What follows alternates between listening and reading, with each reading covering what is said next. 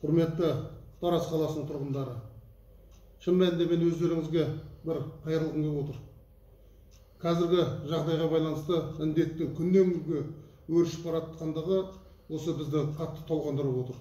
Ол жалғыз мен емес, жалпы осы Тараз қаласының тұрғындарын да қатты толғандыратын мәселенің бірі болу керек деп ойлаймын.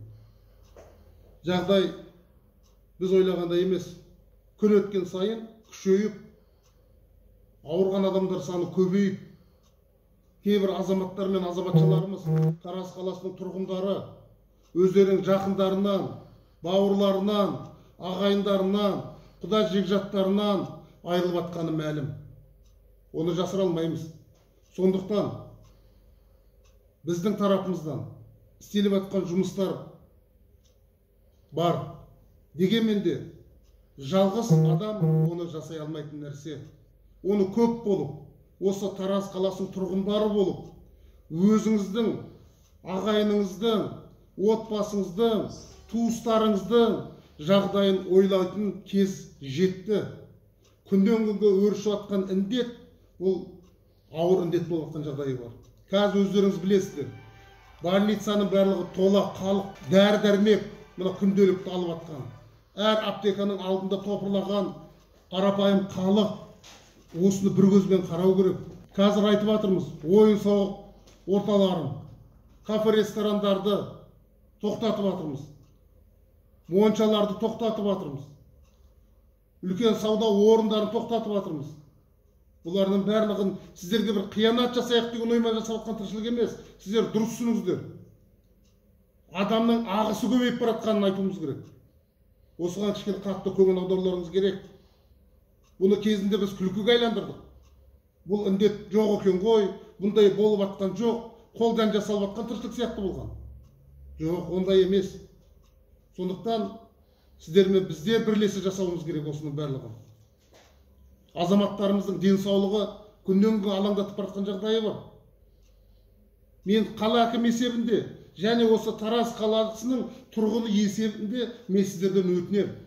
Көшеге шықпауға, бейберекет жүрмеуге, баратын жерлеріңізге маска киіп, тек қана өздеріңіздің тиісті ас мәзірлерін алатын магаз дүкендеріңізге ғана, болмаса дәрі-дәрмек аптектерге ғана баруды ғана сұрар едім.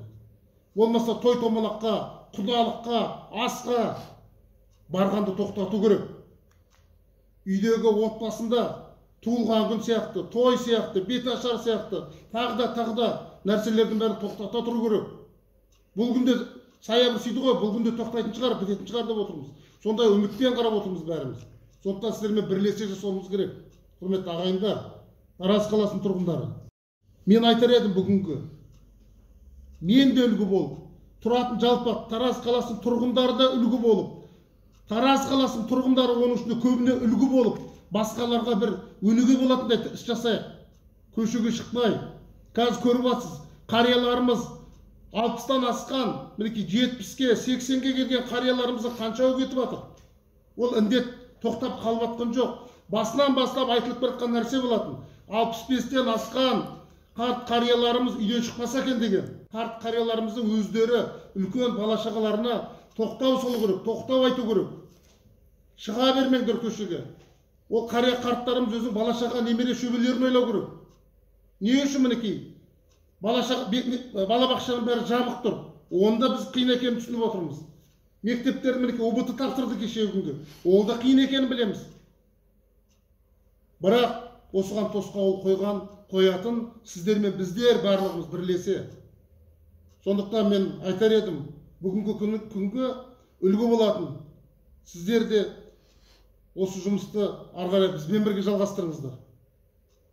Саяжайларда босқа қыдырып, көше кезіп жүрген тоқтатайық. Құрметті ағайын, мен осыны сіздерден өтінемін. Сіз енді бұны ойламаңыздар бір, жан айқай деп. Шын мәнінде күнделікті індеттің көбейіп жатқаны біздің жүрегімізге де батып жатыр. Айтып жатырмын ғой жаңа, қаншама ағайын достар, біздің өзімнің танитын қаншама араласып жүрген дос жорандардың өзі дүниеден озып жатыр мінекей. Осы 2-3 күннің ішінде ғана.